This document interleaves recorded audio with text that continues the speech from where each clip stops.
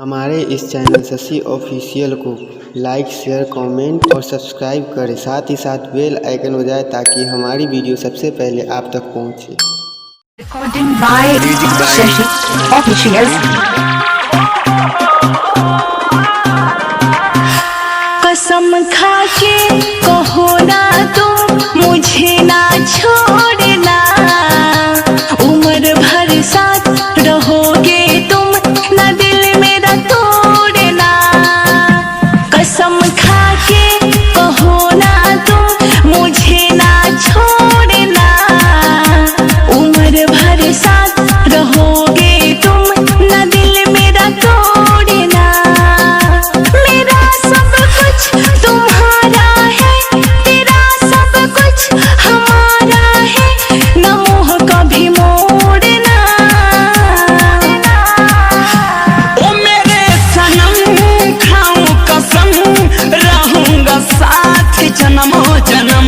ओ मेरे सनम खाऊं कसम, रहूंगा साथ जन्मों जन्म।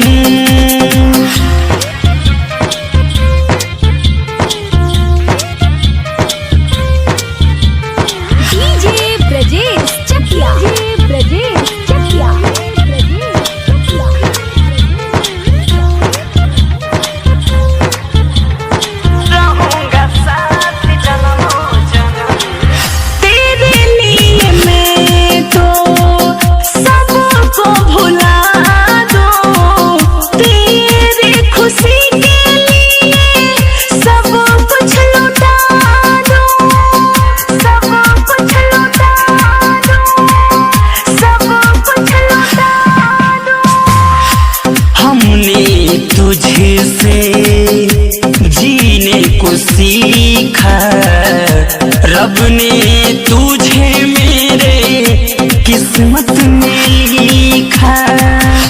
दुआओं में तुझे मांगू, फिजाओं में तुझे मांगू, टूटे कभी डोर ना। ओ मेरे सनम खाऊं कसम, साथ जन्मों जन्म।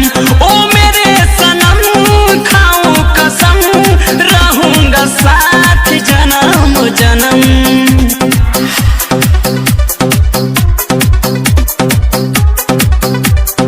Music by Brajesh Gupta.